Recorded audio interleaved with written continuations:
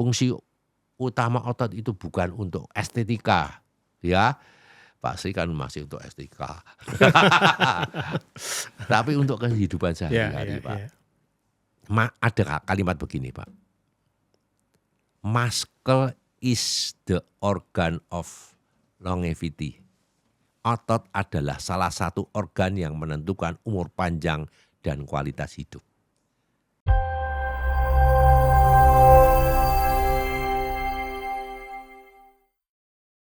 Selamat sore saudara-saudaraku, selamat datang di Grigo Health Club. Tempat kita bicara kesehatan apa adanya, bukan untuk jadi atlet, bukan untuk naik podium, tapi supaya hidup kita lebih kuat, lebih waras dan lebih panjang. Pak Sri, selamat datang di Grigo Health Club. Selamat datang. Sehat selalu ya Pak? Siap. Oke. Baik Pak Sri, mungkin kita bisa berdiskusi hari sore ini. Monggo silakan, ada beberapa yang harus ditanyakan. Terima kasih sebelumnya saya bisa hadir di sini Pak Grigo. Tentang kesehatan itu kan sebenarnya saya itu suka olahraga sebenarnya. Oke. Cuma tidak banyak yang saya bisa. Ya. Saya senangnya olahraga yang kalau dulu sebenarnya saya seringnya bangun otot dari dulu sebenarnya. Cuma baru kesampaian saya umur berapa ya? Saya nge-gym itu sudah 14 tahun yang lalu. Ya kira-kira umur berapa ya? Berarti 45 mungkin ya. Nah, cuma akhir-akhir ini kan saya sudah pralansia Pak Grigo. Sudah hampir 59 ya. Jadi saya rasakan kok saya rasakan tenaga saya terutama ya itu kalau semangat masih menyala Pak, masih menyala. Cuma tenaga saya itu kalau saya coba gini, kayak kan pengennya overload gitu ya. Jadi beban tinggi kemudian, nah tapi di usia yang saya yang sudah memasuki pralansia katakan begitu itu mungkin cepat capek Pak, cepat capek. Jadi saya coba. Itu biasanya kalau saya kan nge-gymnya sore Pak ya. Sore itu kira-kira setelah nge-gym itu saya udah capek banget. Terus enggak punya tenaga Pak. Pulang ke rumah ya, enggak punya tenaga. Saya itu capek, bingung. Sampai di rumah itu bingung Pak. Saya ngapain ini ya? Saya cari-cari ya. Apa kira-kira ini ya penyebabnya itu ya? Apakah saya tadi kurang nutrisi saya gitu. Atau kalau kan biasanya kan habis nge-gym saya kan minum whey protein ya. Maksudnya biar pulih tenaganya. Tapi saya harus nunggu setengah jam, saya rebahan dulu. Misalnya mau maghriban itu berarti kan ya jam itu setengah jam. Saya baru ya tiduran karena harus tidur. Karena enggak saya udah lemes banget. Makanya wah ini kenapa ya? Itulah, mungkin itu yang mungkin saya mau tanyakan ke Pak Edi. Barangkali bagaimana usia saya yang sudah pralansia itu tetap menyala, tetap semangat, tetap konsisten untuk menjaga kesehatan. Terutama untuk angkat beban Pak Edi. Pak Grigo masih. Baik Pak Sriono. Yang Anda baru usia 59 tahun. Ya. Saya tahun ini 72 tahun. Sebetulnya sama Anda dengan saya. Ya. Jadi terutama Pak Sri, saya itu mulai berasa capek itu ketika peralihan dari umur kepala 6 ke kepala 7. Ini sangat berasa sekali. 50 ke 60 berasa. 60 ke 70 sangat berasa, lebih berasa lagi ya. Alamiah. Jadi itu manusiawi. Nggak perlu khawatir. Jadi pertama-tama ingin saya katakan bahwa usia 59 tahun itu masih sangat memungkinkan untuk aktif berolahraga. Anda jangan patah semangat. Memungkinkan bahkan justru olahraga itu menjadi salah satu kunci untuk kualitas hidup ini akan menjadi lebih baik. Itu yang penting ya Pak Sri. Ya. Tadi saya senang sekali, saya masih semangat gitu. Oke, semangat terus. Ya. Saya begini, saya kemarin ngomong sama istri saya, kalau dulu jadwal olahraga itu Senin, Rabu, dan Jumat itu, Senin pagi itu saya sudah happy. Wah nanti sore olahraga. Gitu. Tapi sekarang Pak Sri, beda. Ketika menginjak usia 71, 72 itu, wah nanti sore kok olahraga ya. Ngomongnya jadi begitu. Tapi apa yang harus saya lakukan? Saya harus olahraga. Bedanya nanti Anda akan mengalami seperti saya. Tidak hanya saya doang, tapi teman-teman saya yang usia 70 tahun itu juga sama seperti saya. Nah, tubuh manusia itu setelah usia 50 tahun ya, mulai mengalami perubahan fisiologis 50 tahun ya. Misalnya apa? Sebetulnya 50 tahun sih, 30 tahun itu ketika manusia itu usia 30 tahun itu massa ototnya akan berkurang 1-3% setiap tahunnya. Setiap tahun. Tapi setelah 50 tahun itu akan lebih tinggi. Ya, karena apa Mas? Penurunan massa otot tadi saya sampaikan. Penurunan hormon. Seperti apa? Hormon testosteron dan growth hormone. Ya. Lalu apa? Recovery tubuh itu menjadi lambat. Sendi dan tendon kita tidak sekuat dulu. Itu pasti harus dipahami seperti itu. Yang penting disyukuri saja bahwa sekarang 59 tahun Pak Sri masih bisa angkat beban. Disyukuri. Tapi kita tidak bisa melawan bahwa itu usia. Pak Sri punya mobil tua, covernya masih bagus, bodinya masih bagus. Coba digenjot ke jalan tol 120. Mas-masan merotoli Pak. Iya. Iya kan ya? Iya. Wah bodinya masih kincling, masih bagus, masih glowing ya. Digenjot 120. Jebol Pak. Sama dengan kita sebetulnya seperti itu. Ya. Jadi kalau kita sekarang latihan agak berat sedikit sudah merasa capek, itu bukan berarti tubuh kita rusak, enggak. Tapi tubuh kita ini apa? Sedang memberi sinyal bahwa cara latihannya perlu disesuaikan dengan usia kita. Yang penting seperti itu. Nah, oleh karena itu Pak, ini saya alami sendiri. Ada beberapa prinsip yang harus kita ketahui bahwa tetap nge-gym secara rutin tanpa keluhan yang berarti. Ya, kita akan mensiasati itu. Kita tetap nge-gym tapi dengan keluhan yang tidak sangat itu.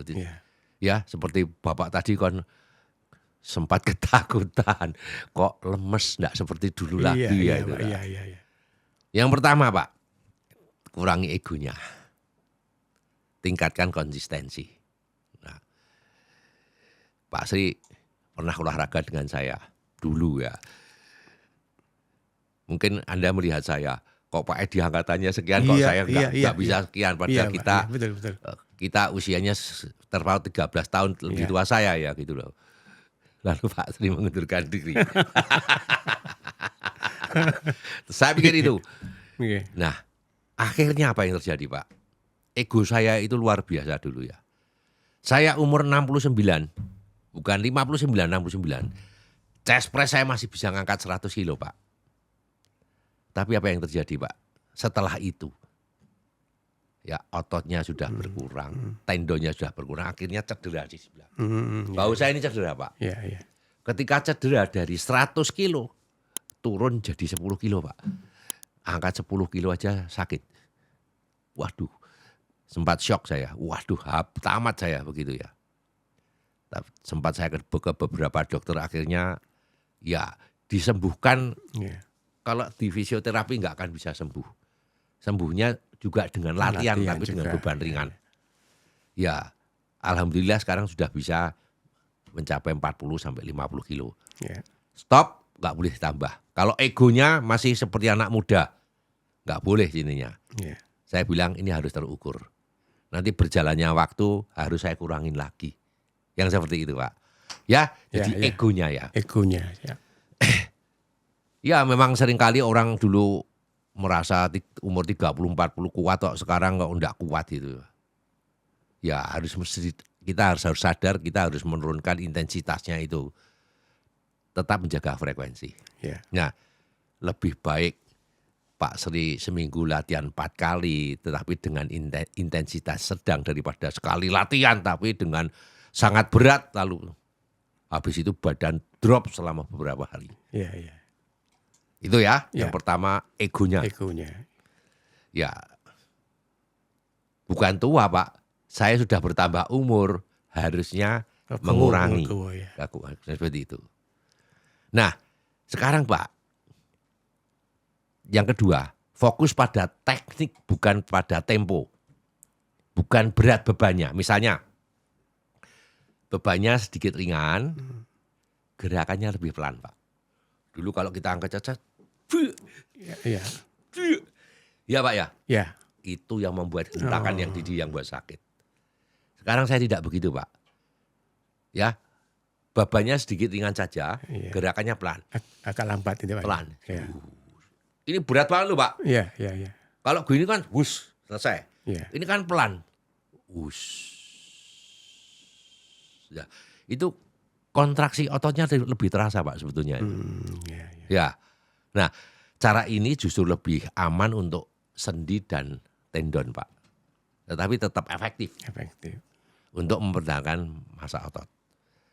Nah, targetnya sekarang Pak Sri, jangan egonya tadi, jangan memperbesar otot tapi mempertahankan otot Iya. supaya tidak turun lah Iya, gitu loh. iya, iya, iya. Kalau mau menaikkan otot, risikonya gede. Iya. Bisa enggak? Bisa, tapi risikonya gede.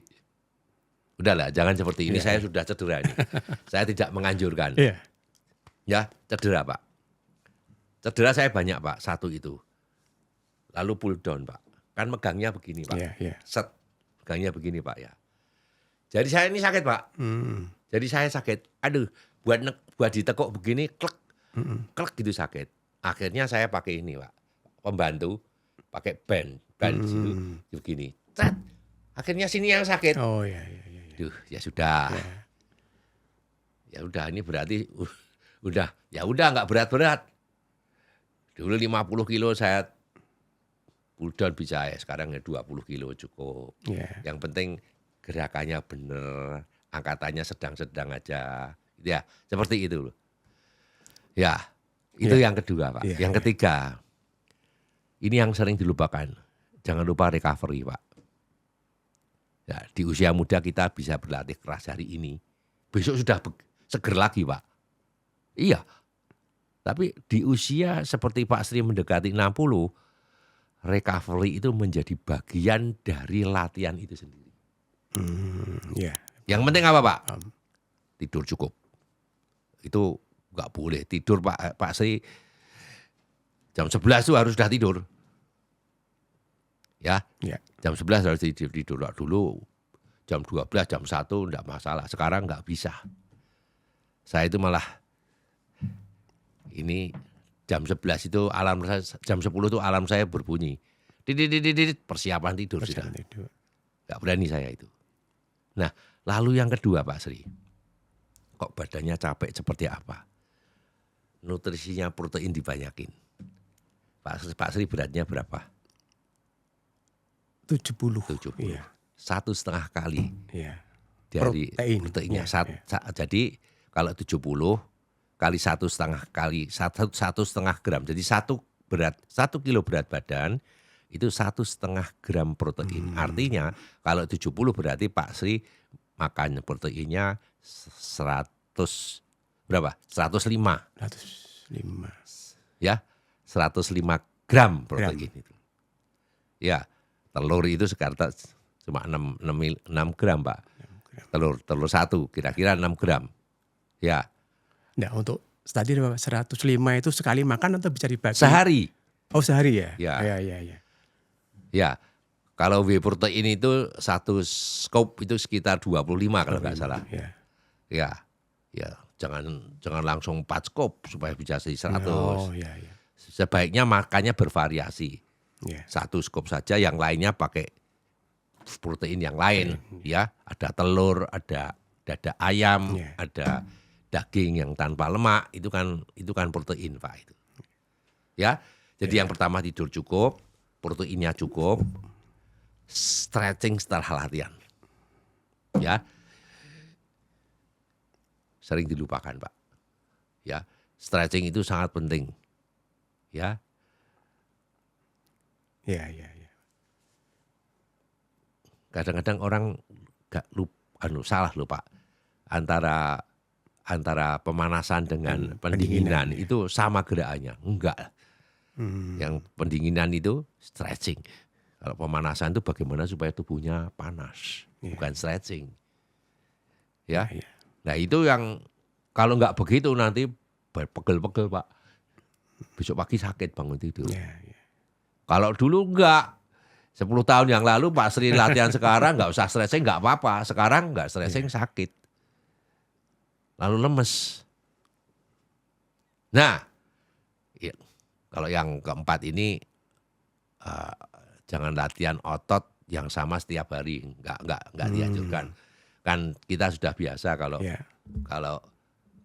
Senin itu kalau tangan latihannya chest, kemudian shoulder, kemudian back kan ya. Seminggu 3 kali yang seperti itu lakukan terus itu. Nah itu tadi. Lalu selanjutnya apa? Orang nge-gym itu biasanya males latihan kardio. Iya, Nah, betul, saya akui Pak. Iya. Lah, coba sekarang karena usianya sudah 59, setelah kardio itu lebih banyak mengurangi gula Pak. Insulin ya Pak ya. Tapi kalau kardio itu lemak.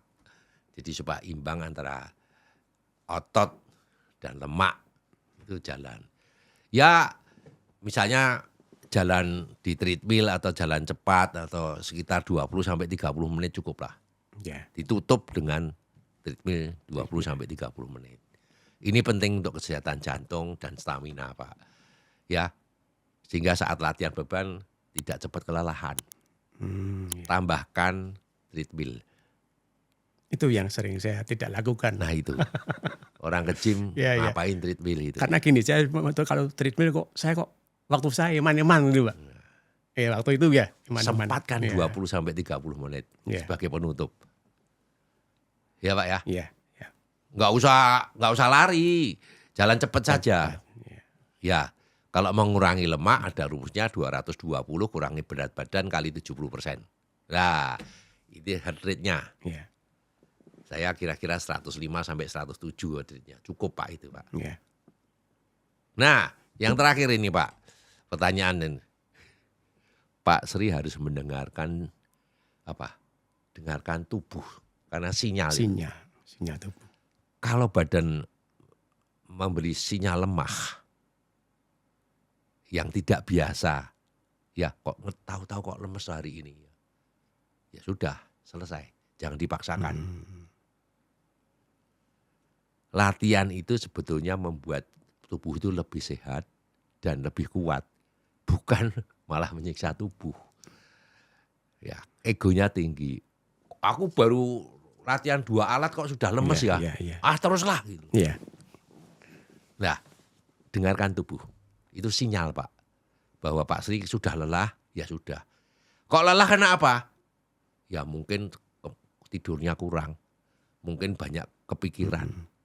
Ya, mungkin ada masalah-masalah yang gede. Itu mempengaruhi lelah fisik Pak. Ya Pak ya? Ya, betul. Dengarkan tubuhmu. Itu sinyal Pak. Sudah lelah ya jangan dipaksakan. Dari mahal itu Pak. Jadi kesimpulannya begini ya. Kesimpulannya adalah di usia Pak Sri yang 59 tahun ini, tujuan olahraga itu bukan untuk menjadi yang paling kuat. Hilangkan.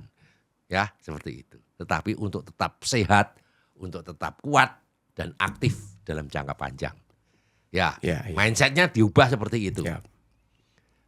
Kalau Pak Sri latihannya dengan bijak, ya, seperti 1, 2, 3, 4, 5 tadi, konsisten lagi dan disesuaikan dengan usia, terukur. Ya, saya percaya nanti Pak Sri umur 70 tahun masih bisa latihan seperti saya, bahkan 80 tahun masih oke. Dan yang paling penting Pak, olahraga itu bukan sekedar soal otot, tapi olahraga itu adalah investasi kesehatan untuk masa tua kita nanti. Terima kasih. Nah, jadi sekali lagi intinya terukur Pak. Terukur ya. Pak Sri, sekarang angkatan saya tidak 100 kilo Pak, cuma 40 kilo. Kalau terukur. saya paling berapa Pak ya? 30 ya, saya mungkin 30-an itu. Enggak masalah. Enggak masalah, Pak. Ya, Ya, gini, dulu kan mungkin saya benar Pak Adi ya, Pak Virgo. Itu kan ego saya Pak. ya. Saya karena saya pengennya bebannya tinggi, saya sampai minum apa ya? Beli Whey protein. whey ya, kemudian hormon Ya. untuk Testosteron. iya, itu saya pengennya saya tetap fit, bisa kuat begitu waktu itu ya. Nah, Ya, bicara masalah hormon, Pak. Biasanya orang yang sudah seusia saya ini kan ya sudahlah, udah tua hormonnya turun. ya. Tapi hormon itu memang penting, Pak. Nanti kita lanjut ngomong soal hormon. Jadi menyambung masih ya dengan tadi Pak Grego yang apa? Kami kan pengen tetap latihan Ya, konsisten tapi aman ya, aman. Ya. Nah, kami gini, saya cuma coba kalau dulu saya kan bebannya situnya pakai overload Pak ya. Jadi misalkan saya dulu biasanya kan saya pakai beban tinggi, kemudian repetisi tinggi juga. Hmm. Misalkan saya kuat 30 kilo, saya angkat 10 kali, 4 kali set. Nah itu kan capek sekali. Nah saya sekarang mau coba Pak, benarkah ya saya ini? Saya coba, kalau dulu saya 10 kilo, 30 sekarang saya 10 kilo, tapi 20 kali ulangan. Oke, repetisinya yang Yang banyak. lebih tinggi, dengan 4 set yang sama. Nah kira terhadap efek ke tubuh atau terutama kesehatan utama yang kalau tadi otot kan nomor sekian ya, tapi Ya. kan untuk kesehatan yang penting itu gimana Pak? Oke, pertanyaannya bagus, Pak. Karena ini menyentuh satu hal yang sering dialami orang yang sudah lama latihan beban. Ya, seperti itu ya. Ya. Metode yang Pak Sri gunakan selama ini adalah beban maksimal ya. Ya. Dengan repetisi sekitar berapa? 10 sampai 12. Ya. 10 sampai Ya, 12 ya. ya. Lalu saya terakhir mungkin ada Oke, drop set drop set ya. sampai failure enggak? Ya. Iya. Iya, dari beban misalkan tadi 30, 20, 10 Ya. sampai habis, Pak. Ya. Ya. Ya, sebenarnya itu adalah metode yang sangat baik untuk membangun massa otot Iya. dan kekuatan. Bagus, Pak, untuk membangun massa otot dan kekuatan ya. Banyak atlet dan bodybuilder juga menggunakan pola seperti itu. Ya. Tapi Pak Sri itu memang ketika usia kita ketika mulai mendekati 60 tahun, ada beberapa hal yang perlu kita pertimbangkan adalah resiko pada sendi dan tendon. Ya. Ya, puji syukur Pak Sri tidak cedera ya. Amit-amit Amin, jangan sampai amin, cedera. Saya sudah cedera, Pak. Ya, otot itu mungkin masih kuat, Pak. Tapi tendon dan sendi itu tidak seperti dulu lagi. Ya, dalam proses pemulihannya. Latihan yang terlalu sering sampai failure ya, dengan beban yang sangat berat kadang justru memicu kelelahan yang berlebih. Seperti yang dialami Pak Ya, Sri ya, itu. ya. Memicu kelelahan yang berlebih. Atau bahkan cedera kecil yang lama sembuhnya. Beruntung Pak Sri enggak cedera ya. Hanya lelah. Lelah ya. Nah sekarang kita masuk ke metode Bapak yang rencanakan ya. Bapak bebannya moderat, Ya. tidak terlalu berat, Ya. tidak terlalu ringan, Ya. dengan repetisi tinggi. Ya. Misalnya 20 kali, 20 kali, ya. sampai 25 kali Ya, ya. repetisinya, begitu ya Pak ya? Iya, Pak. Nah menurut saya metode ini justru sangat baik untuk usia yang mendekati 60 tahun. Apa alasannya? Satu, tekanan pada sendi itu lebih kecil. Ya Pak, Ya. karena bebannya lebih ringan tentu saja resiko pada bahu dan lutut dan siku menjadi lebih rendah. Oke, itu bagus. Lalu yang kedua, aliran darah ke otot lebih besar. Repetisi itu membuat otot bekerja lebih lama sehingga sirkulasi darahnya itu meningkat Pak. Ini sangat baik untuk kesehatan jantung, jaringan otot dan membantu recovery. Itu yang kedua Pak. Ya. Yang ketiga, otot itu tetap bisa dipertahankan. Ya, banyak penelitian yang sekarang menunjukkan bahwa otot itu bisa tetap berkembang, bukan hanya dari beban yang berat, tapi juga dari ini. Istilahnya adalah time under tension atau lamanya otot bekerja. Repetisi tinggi justru memperpanjang waktu kontraksi otot itu tadi, Pak.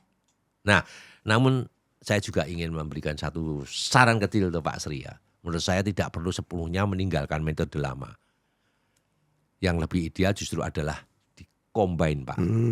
Antara dua metode tadi. Metode baru dan metode yang lama. Berarti Contohnya seperti ini, Pak. Set pertama. Ya, biasanya set pertama itu pemanasan ya, Pak ya.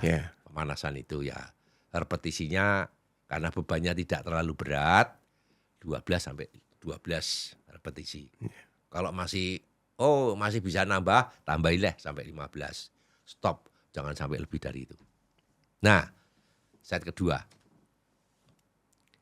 Tambah beban, Pak. Dikit. Repetisinya 10 sampai 12. Set ketiga, tidak usah ditambah beban. Repetisinya kalau tadi yang kedua tadi 10 sampai 12, sekarang 15 sampai 20. Oh iya. Tidak nambah repetisi, tapi tidak siapa ya. Enggak. Jadi sekali lagi yang pertama itu pemanasan. Yang kedua tambah beban. Repetisinya 10 sampai 12. Yang ketiga tidak tambah beban, tapi repetisinya ditambah 15 sampai 20. Nah, yang keempat kurangi lagi bebannya. Ya, kurangi lagi, tapi repetisinya ditambah 20 sampai 25. Jelas ya, Pak? Iya. Berarti disamakan yang tadi yang di ketiga ya, set ketiga berarti.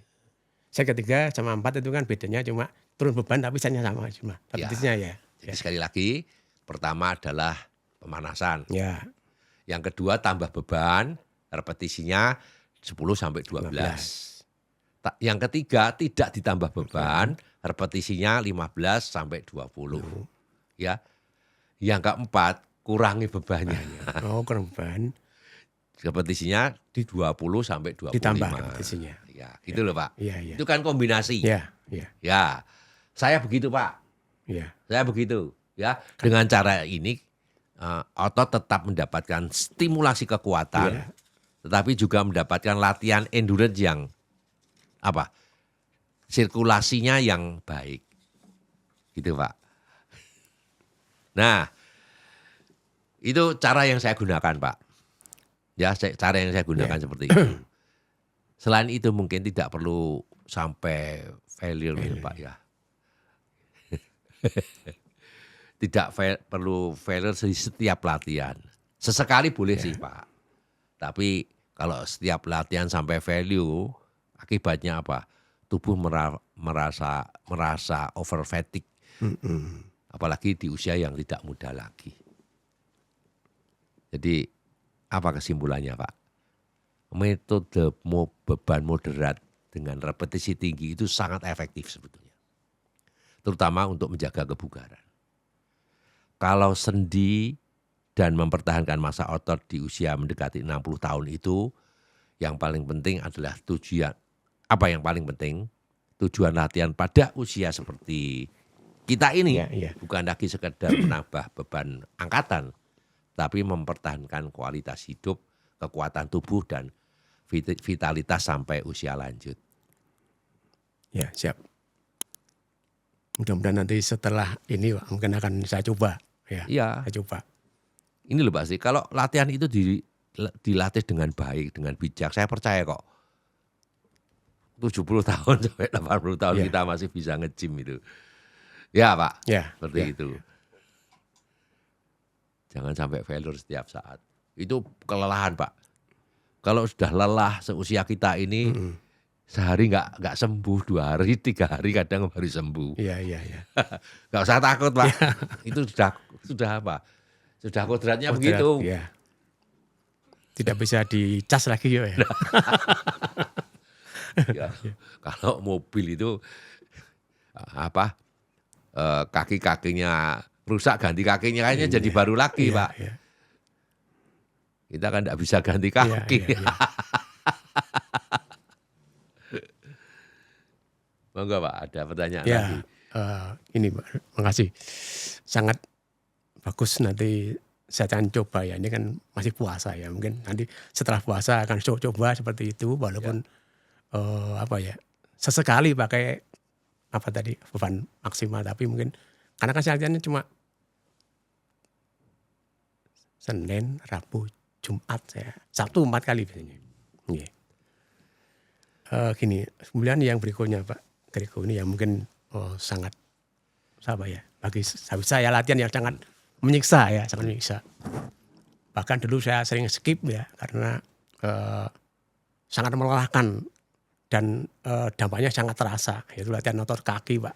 Wow.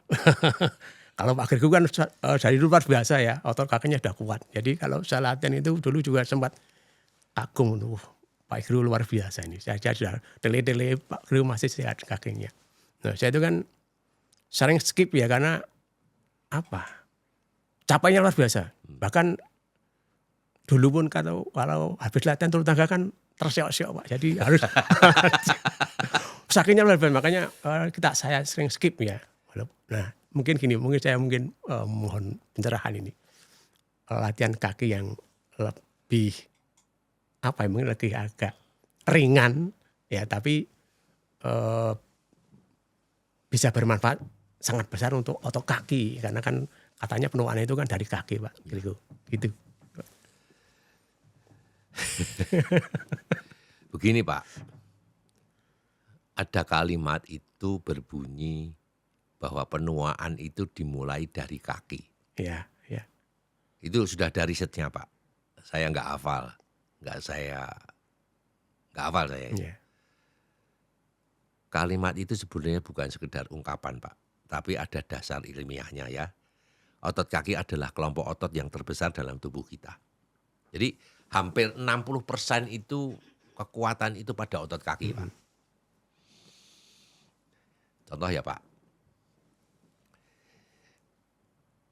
kalau orang itu sudah bermasalah dengan kaki, jalan aja susah dan sebagainya, orang jadi malas Pak, malas bergerak. Ya. Nah, kalau orang malas bergerak, itu akibatnya apa Pak? Kalau geraknya malas, tapi makannya kan enggak malas Pak. Bener nggak? Iya, iya, iya. Kalau makannya enggak malas, karena geraknya bermalas, maka akan jadi lemak. Akhirnya apa? Orang akan menjadi lemaknya banyak. Ya. Kalau orang itu kebanyakan lemak, akibatnya apa Pak? Penyakit degeneratif itu akan datang. Kolesterolnya tinggi, tensinya naik, akibatnya jantung, ya, akibatnya gula, akibatnya apalagi stroke, bisa juga cancer, bisa juga asam urat dan sebagainya. Kaki itu adalah penopang hidup. Ini penting sekali, perlu dijaga. Nah, Pak Sri mulai pulang nanti dari sini. Mindsetnya sudah berbeda. Ya. Egonya harus sudah berbeda. Saya tadi bilang ego. Wow, supaya kelihatan keren. Kalau kaki nggak keren Pak. Ya, ya. Nggak kelihatan. Mau kelihatan keren apa mau kelihatan umur panjang. Tinggal milih. Iya, iya. Sekarang Pak, saya lebih 60% nge-gym itu kaki. Setiap latihan pertama kali kaki. Kaki duluan. Nanti setelah kaki selesai baru tangan. Kaki.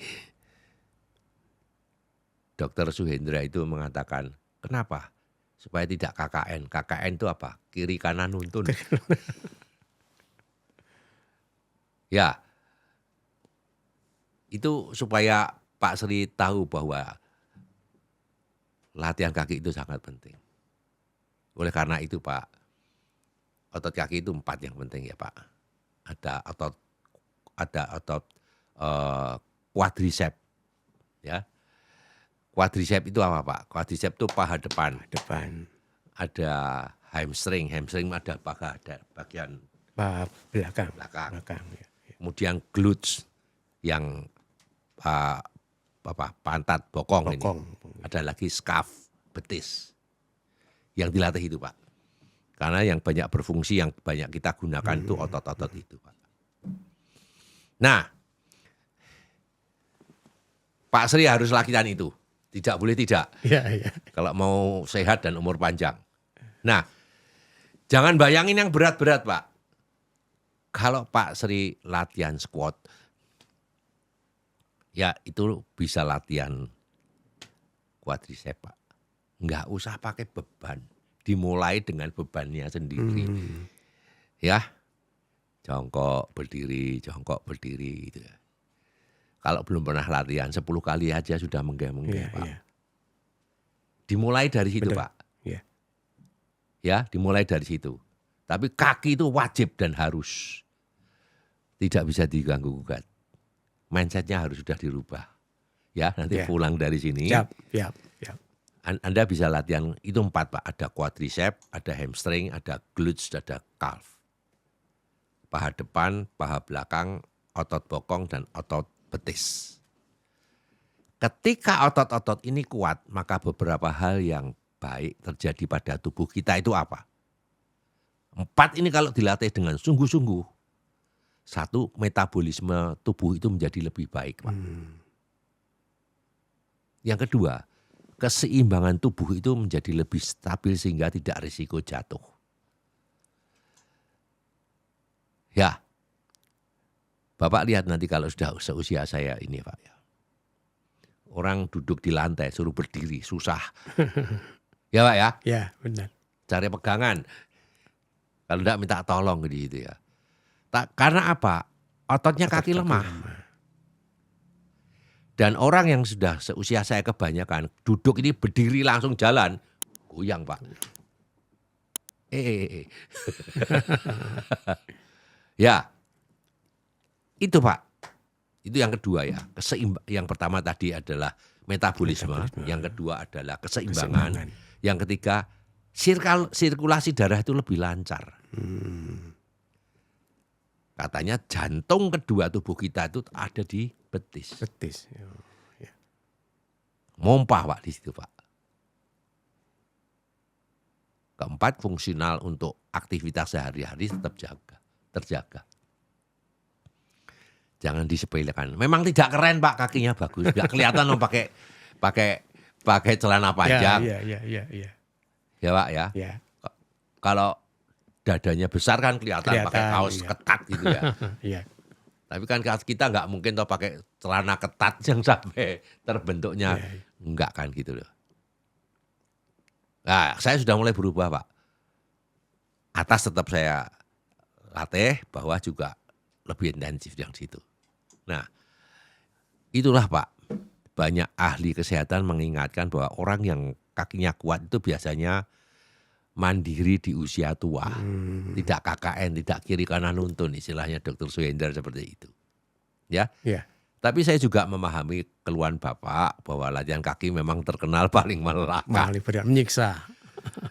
Ya, mindsetnya dirubah dulu.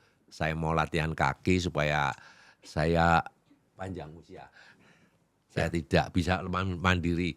Saya besok kalau tua tidak KKN. Saya investasi untuk Mas di hari tua, mindsetnya di hari ganti itu. Ya memang banyak orang yang suka melatih dada atau lengan, tetapi begitu masuk leg day, langsung merasa luar biasa capek. Iya. Jadi Pak Sriono yang sudah masuk ke usia perlansia ini prinsipnya bukan lagi sekuat-kuatnya, tetapi seaman dan sekonsisten mungkin. Nah, tips ya Pak ya, bagaimana agar latihan kaki tetap bisa dilakukan tanpa membuat tubuh terlalu kelelahan. Seperti yang sampean sampaikan tadi kan lelah banget. Cari yang ramah sendi. Tidak semua latihan kaki harus squat atau leg press yang berat, Pak. Beberapa latihan yang relatif ringan misalnya apa? Ya leg press dengan beban yang bahkan saya kalau latihan leg press di sini enggak pakai beban, Pak. Pakai mesin, mesinnya tidur begini, enggak pakai beban dulu. Yang seperti itu. Tapi efektif, Pak. Pelan-pelan. Turun. Nafasnya harus bener. Itu 15 sampai 20 kali udah keringat. Ya, squat pakai bebannya sendiri, nggak usah pakai step up, ya atau naik turun tangga, leg extension ya. Dulu kok leg extension kan gini-gini bebannya banyak gitu. Ya 1 lembar 2 lembar saja, ya kan Pak ya, cukup. Hamstring juga, hamstring curl yang begini-begini nggak usah bebannya berat-berat ya. Gerakan ini tetap melatih otot, Pak. Tetap melatih otot kaki, tetapi lebih bersahabat dengan sendi lutut dan pinggul. Yang pertama itu. Yang kedua, bebannya nggak usah banyak-banyak, tambah aja repetisinya. Seperti tadi berarti ya. Ya. Bebannya moderat, repetisinya 15 sampai 20. Ya. Seperti itu. Nah, banyak orang kesusu, Pak. Terburu-buru pengen kakinya bagus itu. Enggak. Ya, jangan satu otot yang dilatih hari ini, paha depan, besok hamstring. Tapi biasanya kalau setiap kali latihan saya, ya paha depan itu saya sampai jadi empat-empatnya satu kali latihan. Sekali latihan, tapi bebannya ringan. Enggak sampai kesakitan.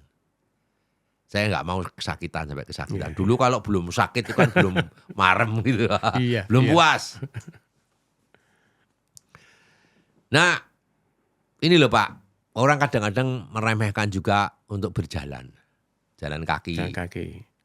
Nah, banyak orang menganggap jalan kaki itu terlalu ringan. Padahal sebenarnya jalan cepat sekitar 30 sampai 40 menit itu adalah latihan kaki yang sangat baik. Terutama untuk daya tahan otot dan kesehatan jantung. Kita perlu dilatih Pak jantungnya.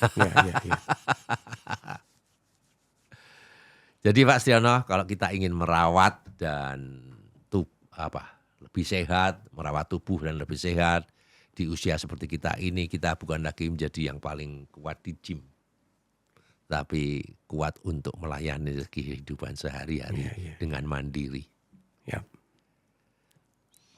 Satu hal Pak. Orang yang menjaga kekuatan kaki biasanya juga menjaga kualitas hidupnya sampai usia lanjut. Nah itu mulai besok pagi mindsetnya berubah, harus latihan kaki. Berarti besok pagi saya harus jalan kaki ya. Wow. Oh sampai puasa aja ya? Ya. Enggak, lanjut. Oke, begini Pak, makasih Pak Adi.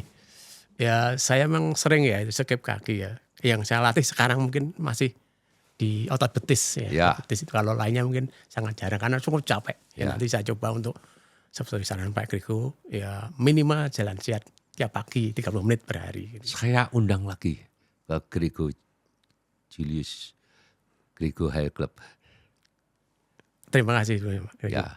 Latihannya ringan-ringan aja. Alatnya sudah saya ganti yang lebih saya sesuaikan dengan usia saya. Moga masih ada pertanyaan lagi. Masih nyambung nih Pak ya dengan ini kan mungkin yang namanya kesehatan kan sangat erat dengan diet Pak ya. Diet Ini mungkin pengalaman saya waktu saya masih ego-egonya tinggi yang pengennya six pack pengennya apa itu kan saya nyoba saya terobsesi dengan Deddy Corbuzier waktu itu. Pakai OCD intermittent fasting. Saya nyoba. Memang dalam 3 bulan kelihatan Pak Grego. Jadi otot six pack itu mulai nampak waktu itu. Wow. Nampak 3 bulan nampak sekali. Dan menurut saya itu diet yang paling gampang. Karena kan cuma nggak makan. Kalau saya kemarin pakainya jendela makan 10 jam. Jadi saya makan itu dari jam 10 pagi sampai jam 7 malam. Jam 7 malam sampai pagi saya nggak makan, paling cuma minum. Itu menurut saya kok ini mudah sekali ya, saya coba makanya coba 3 bulan dan hasilnya apa. Nah cuma saya mikir panjang Pak. Itu kan berarti saya kan skip sarapan Pak ini, Ya. Pak Kriko. Nah dan katanya kan justru ada pepatah jangan lupakan sarapan kan begitu. Nah saya jadi ragu-ragu gitu, ini saya lanjutkan apa enggak ya. Nah sekarang saya mungkin masih pakai itu tapi agak tidak tertib mungkin ya. Mungkin saya pakai 12 jam makanya saya tambah. Nah kira-kira gimana Pak? Apakah dengan intermittent fasting yang skip sarapan aman untuk usia saya terutama untuk jangka panjangnya Pak? Baik, Itu, Pak. terima kasih. Jadi begini Pak, karena banyak orang yang mencoba berbagai macam diet tetapi jarang menemukan yang benar-benar cocok dengan tubuhnya. Ya, Jadi begini Pak, diet itu kadang-kadang cocok bagi Pak Sriono tapi nggak mungkin cocok bagi saya. ya. Ya, kalau dari pengalaman Pak Sri tadi terlihat bahwa intermittent fasting ternyata cukup cocok. Iya. Bahkan sampai six pack Iya, ya, kelihatan, ya, betul. six pack-nya bisa terlihat. Lihat, ya. Walaupun tipis ya, masih tipis Pak, belum tebel ya, masih Wah, tipis. tapi kan sudah Sudah ada kelihatan, ya. sudah ada Sudah senang bedanya. waktu itu, Ya. ya, sudah senang. Itu berarti lemak tubuhnya turun dan metabolisnya bekerja lebih baik. Sekarang kita masuk ke pertanyaan Pak Sri tadi ya. Apakah intermittent fasting itu aman dilakukan jangka panjang? Iya. Ya. Apalagi dengan kebiasaan skip Sarapan. sarapan. Betul ya Pak ya? Iya, iya. Oke. Pada banyak orang ini relatif aman Pak. Relatif aman. Selama dilakukan dengan cara yang benar. Nah, intermittent fasting itu sebenarnya bukan diet baru.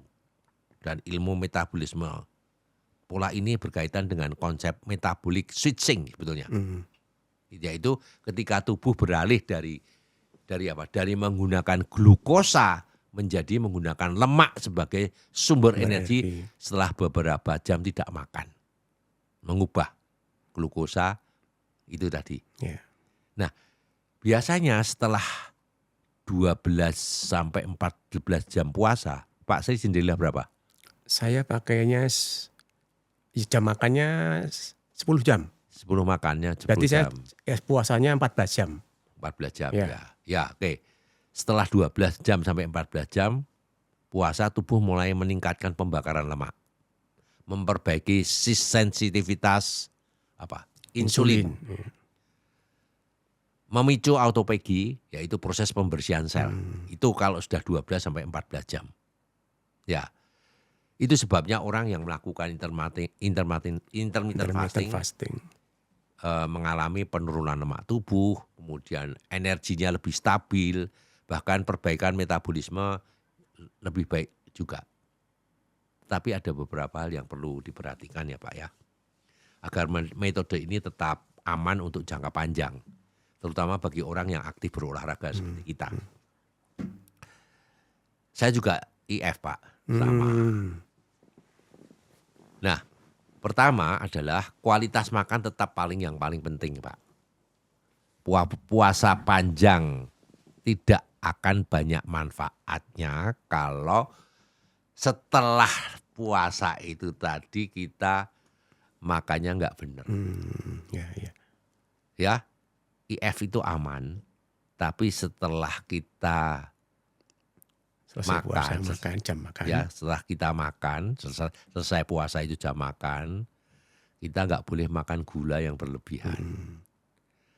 Gula itu ya bukan gula pasir atau gula itu, tapi yang manis-manis itu loh Pak maksudnya. Ya. Misalnya juga makan makanan yang ultra processed. Ultra processed itu apa? Lebih baik Bapak makan ayam lalu dimasak, misalnya digoreng atau direbus, daripada makan nugget. Makan olahan ya. Nah, sudah diolah. Ya. Lebih baik makan daging sapi daripada makan dendeng. Ya Pak ya? Ya. Lebih baik makan buah daripada makan manisan buah. Ya. Itu kan ultra processes. Ya Pak ya? Bapak jangan makan terlalu banyak karbohidrat yang sederhana. Misalnya makan nasi, ya Pak ya. Makan sayur, makan buah akan lebih baik. Itu juga karbohidrat, ya Pak ya. Ya, ya. Ya. Nah, idealnya itu harus ada keseimbangan antara protein, lemak sehat, karbohidrat kompleks, dan sayur dan buah. Nah, kalau Bapak intermittent fasting, kurang protein, kurang lemak sehat, kurang karbohidrat kompleks atau sayur buah, itu berbahaya. Oh, ya, ya. Itu berbahaya. Asupannya kurang. Pak, Asupannya ya. kurang. Ya. Nah, Pak, Anda bisa lihat, Pak Steve bisa lihat. Saya IF, loh kurus toh. Tapi wajahnya nggak cerah, Pak. Ya, Ya. kelihatan tua. Ya, kurang protein. Ya, ya, ya. Ya, kurang protein. Nah, begini Pak. Saya punya saudara. Dia itu bukan IF, tapi dia itu vegetarian, Pak. Vegetarian. Nah, vegetarian itu kan proteinnya kan sedikit, Pak. Protein ini diambil dari sayur-sayuran dan buah-buahan gitu ya. Padahal dia nggak makan telur, nggak makan susu, nggak makan daging, ya. Akibatnya apa, Pak? Sarkopenia, Pak.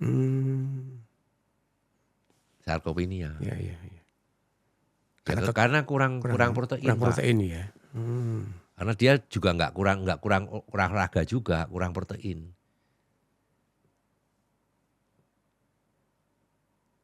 Berdiri nggak bisa lama.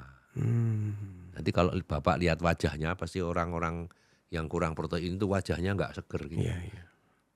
Ya, seperti itu. Jadi IF itu aman apabila setelah puasa itu makannya bagus.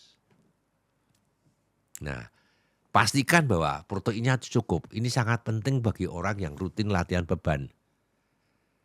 Karena Pak Sri latihan beban, IF boleh, tapi kalau kurang protein, masalah itu. Oh iya, iya, iya. Ya. Karena apa? Kekurangan protein, kekurangan massa otot. Makanya kurang begini Pak. Orang-orang yang tua itu suka bongkok Pak. Karena ototnya nggak bisa menopang. Nopang ya. Iya Pak ya? Ya, ya. Kurang latihan chest press itu Pak ya. Kurang backnya kurang. Ya, Jadi ya. orangnya Ototnya mengkurus lemah. seperti ini. Ya, ya. Lututnya sakit, Ya. ototnya nggak kuat. Yang menyangga tulang itu kan otot. Otot. Kalau ototnya lemah, ya lemah. Bisa-bisa jadi osteoartritis atau osteoporosis. Yang seperti itu Pak. Nah, jadi jendela makan itu harus dipastikan ada sumber protein seperti ikan, telur, ayam, dada terutama. Kulitnya dibuang. Atau daging boleh tapi tanpa lemak yang seperti itu. Atau pakai sumber protein yang lainnya. Seperti whey protein dan sebagainya. Ya, nggak apa-apa, aman Pak. Asal proteinnya cukup. Apalagi kita orang olahragawan. Nah, lalu yang ketiga, perhatikan energi saat latihan Pak. Sebagian orang merasa bahwa latihan lebih kuat saat puasa. Tetapi sebagian lagi merasa cepat lelah. Nah, kalau latihan itu terlalu berat dan dalam kondisi puasa, IF kan puasa ya Pak ya. Bisa dipertimbangkan latihan dilakukan mendekati waktu makan. Ya kalau latihannya mendekati waktu makan sehingga setelah latihan tubuh langsung mendapatkan nutrisi dan recovery gitu loh. Ya, yang seperti itu. Itu. Jadi jangan pas lapar-laparnya kita olahraga. Wah, itu enggak benar. Ya, nah baiknya setelah selesai langsung makan. Nah ini Pak, sekali lagi saya katakan dengarkan respon tubuh. Ini penting ya. Intermasing itu bukan agama kok. Ya, bukan agama. Yang harus diikuti secara kaku ya. Kalau suatu hari tubuh terasa lelah atau membutuhkan sarapan ringan, ya makan. Wah ini belum jam 10 saya belum makan. Tapi terkadang yang main mana Pak?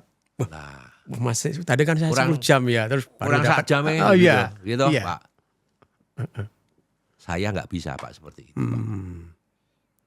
Nanti kalau ya itu nanti hormon kortisolnya naik, akibatnya stres. Kalau sudah stres bingung, kalau bingung nggak bisa mikir. Oh iya. Itu akibat dari lapar. Coba Pak Sri, coba nggak makan, kalau nggak makan nasi gitu ya. Sekarang kan lagi puasa Pak, kan nggak makan nasi gitu ya. Berpikirnya kan beda Pak. Bener nggak? Rotok lemot Pak. Lemot kan? Kita butuh Pak seperti itu. Iya. Lemot masih lemot. Ya, jadi tujuan kita ini bukan IF itu bukan tujuan kita bukan sekedar mengikuti metode diet, tapi ya menjaga kesehatan tubuh dalam jangka panjang. Kan gitu tak Pak? Iya. Nah, jadi kalau Pak Sri tadi mengatakan IF itu dengan jangka lama itu bagus enggak itu ya? Menurut saya itu akan memberi manfaat metabolik yang bagus selama nutrinya tetap seimbang, proteinnya cukup, olahraganya tetap terjaga dan tidak dipaksakan. Iya. Berarti bisa dilanjut Pak Edi. Bisa dilanjut. Sekali tapi syaratnya loh Pak, setelah puasa itu tadi loh Pak ya. Iya. Gitu. Yang agak susah kan tadi rasa iman tadi yang mungkin bikin itu, yang kedua itu mungkin sinyal tubuh Pak. Dengarkan sinyal tubuh. Iya. Ya. Tapi jangan setiap hari ada sinyal tubuh nggak jadi puasa. Nggak jadi puasa. Baru 5 jam udah makan habis. Iya. Monggo ada terima kasih. Pertanyaan lagi ya Pak. Bagus Pak Edi. Luar biasa hari ini Pak. Masukan yang luar biasa. Ini mungkin ini agak masih tergabung sih dengan kesehatan, tapi agak bukan pengalaman saya tapi fenomena Pak. Ya, kan sekarang saya sering lihat di YouTube ya, itu kan banyak lansia ya, bukan lansia mungkin umur 70 bahkan sudah saya lihat tidak berotot, sudah tua 70-an, tapi kok pada latihan beban ya. Ada apa saya gitu. Kenapa saya mikir ini? Kenapa dulu waktu muda kok enggak latihan? Sekarang baru udah tua kok latihan. Nah ini apakah kira-kira justru apa ya? Membahayakan tubuh mereka atau gimana Pak ini? Pak ini? Yang pasti ya Pak Sri, ketika mereka masih muda nggak ada tempat gym Pak. Iya Pak, saya SMA aja nggak ada tempat gym Pak. Nggak ada tempat gym itu. Gym kan baru beberapa dekade ini. Ya memang Pak Sri, fenomena yang Bapak lihat itu tadi benar-benar terjadi tidak hanya di Indonesia tapi di seluruh dunia. Ya, sekarang semakin banyak lansia yang mulai latihan beban, bahkan yang baru mulai usia 60, 70, bahkan yang 80 tahun juga ada yang mulai ikut latihan beban itu tadi ya. Yang menarik bahwa justru ilmu kedokteran yang modern itu sekarang sangat mendukung latihan kekuatan bagi lansia. Mengapa? Karena setelah usia 30 tahun yang seperti saya katakan tadi, manusia mulai mengalami proses yang disebut sarkopenia, yaitu penurunan massa otot yang bertahap. Setiap dekade setelah usia 30 tahun, seorang bisa kehilangan sekitar 1-3% massa ototnya. Jadi kalau sekarang usia saya 70 Pak, karena 30 tahun mulai 1-3%, kalau 30 sampai 70 berarti selama 40 tahun ini, massa otot saya kalau 1% saja sudah berkurang 40%. Cukup gede Pak, 40%. Kalau dulu saya kuat ngangkat 1 galon aqua yang 19 liter itu Pak, saya masukkan ke tempat dispensernya. Kalau nggak dilatih, nggak akan kuat. Jarang Pak orang 70 tahun kuat ngangkat aqua galon yang 19 kilo itu masukkan ke tempat dispenser. Karena apa? Karena penurunan massa otot. Itulah yang disebut sarkopenia. Nah, jadi kalau tidak pernah dilatih, maka usia 70 tahun banyak orang yang mengalami tubuhnya lemah, keseimbangannya jadi buruk, mudah jatuh, sulit bangun dari kursi, bahkan kehilangan kemandirian. Nah, kemarin saya baru meeting sama teman saya yang usianya ya sekitar 65 tahun. Iya. Duduk kira-kira 2 jam berdiri, jebret itu langsung goyang Pak. Lalu pegangan jebret. Saya tanya, "Loh kenapa?" Darah rendah Pak. Oh, Rak, nggak percaya saya. Nggak percaya. Nggak, bukan darah rendah. Itu orang tua yang seperti itu. Iya toh, bener nggak? iya, iya. Iya. Bener Pak. Ternyata akhirnya dia ngaku. Di kamarnya itu kalau dia baru bangun tidur, lalu mau kencing itu kamarnya ada tempat Oh, iya. tempat apa? Pegangan tangan Pegangan, sampai iya, kamar iya, mandi iya, takut kalau jatuh. Nah, itu tandanya keseimbangannya buruk. Kenapa keseimbangannya buruk? Nggak pernah dilatih. Iya, iya, iya. Kurang protein. Yang seperti itu. Nah, disinilah latihan beban itu sekarang menjadi sangat penting. Yang menarik adalah penelitian menunjukkan bahwa otot manusia itu tetap bisa beradaptasi di usia lanjut. Bahkan pada lansia yang mulai di usia 70 atau 80 tahun masih bisa terjadi satu peningkatan otot.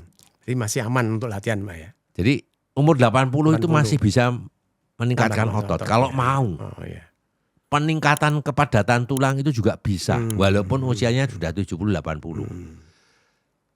Bisa memperbaiki keseimbangan tubuh dan bisa meningkatkan kualitas hidup. Iya. Makanya dokter merekomendasikan angkat beban. Iya, iya.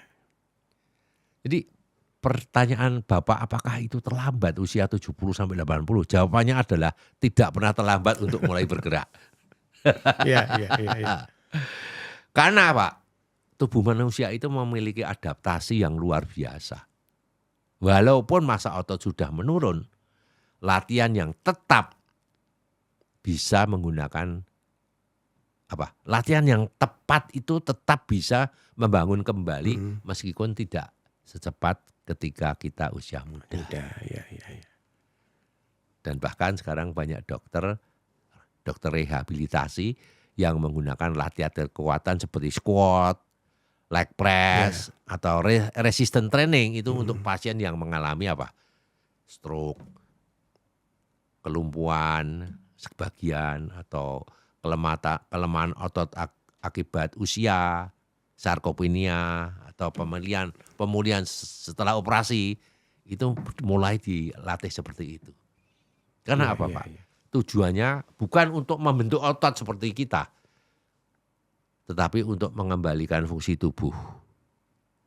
Supaya pasien itu bisa berdiri kembali, bisa berjalan dengan stabil, bisa naik tangga, atau sekedar bangun dari kursi tanpa bantuan. Iya. Seperti itu ya. Iya. Itu memang sekarang tidak di tempat kita tapi di dunia. Karena apa Pak Sri? Sebenarnya fungsi utama otot itu bukan untuk estetika, ya. Pak Sri kan masih untuk estetika. Tapi untuk kehidupan sehari-hari, Pak. Iya. Jadi menurut saya, Pak, fenomena lansia yang mulai latihan beban itu justru sangat positif. Saya selalu berkoar-koar teman, kalau reuni teman saya, ayo latihan otot, ayo latihan nge-gym gitu loh. Lebih baik seorang mulai latihan di usia 70 tahun daripada tidak pernah latihan sama sekali. Ya. Nah, ada kalimat begini Pak. Muscle is the organ of longevity. Otot adalah salah satu organ yang menentukan umur panjang dan kualitas hidup. Itu yang saya ingat-ingat. Muscle is the organ of the longevity. Jadi selama latihan dilakukan secara bertahap, dengan teknik yang benar, dan tidak memaksakan diri, ngerti bahasa tubuh, latihan beban justru bisa menjadi salah satu obat terbaik bagi lansia untuk tetap sehat, kuat, dan bahkan bisa mandiri. Ya. Itu Pak Tri. Ya, terima kasih Pak Grego, luar biasa. Hari ini saya dapat ilmu yang luar biasa. Jadi saya simpulkan bahwa walaupun saya sudah tua, Belum tua. belum tua, tapi saya masih bisa kesempatan untuk tetap berolahraga, Harus. untuk menjaga kesehatan Ya. begitu. Saya undang Ya. kembali ke tempat saya. Terima kasih, terima kasih. Terima kasih. Oke ya, cukup ya Pak ya. Cukup, terima kasih. Oke. Saudaraku, dari perbincangan kita bersama Pak Sriono hari ini ada beberapa hal penting yang bisa kita simpulkan. Yang pertama, bahwa usia itu bukan alasan untuk berhenti bergerak. Justru ketika usia kita bertambah, olahraga yang bijak dan teratur itu menjadi semakin penting. Yang kedua, dalam latihan beban, kita tidak selalu harus mengejar beban paling berat. Kadang lebih penting adalah teknik yang benar, repetisi yang tepat, dan konsistensi jangka panjang. Ketiga, kita juga belajar bahwa kekuatan kaki sangat menentukan kualitas hidup di usia lanjut. Orang yang kakinya kuat biasanya akan lebih mandiri, lebih stabil, dan lebih aktif. Keempat, jangan lupa pola makan seperti intermittent fasting bisa menjadi salah satu metode yang baik selama dilakukan dengan bijak dan tetap memperhatikan nutrisi yang seimbang. Dan yang terakhir, fenomena lansia yang mulai latihan beban justru merupakan kabar baik. Karena ternyata tubuh manusia masih bisa beradaptasi bahkan di usia yang sudah lanjut.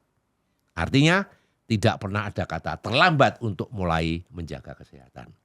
Karena pada akhirnya kesuksesan, kekayaan, bahkan prestasi hidup tidak akan bisa kita nikmati tanpa tubuh yang sehat. Saya Gregor Julius, sampai jumpa di lain kesempatan. Selalu sehat dan semangat bisa.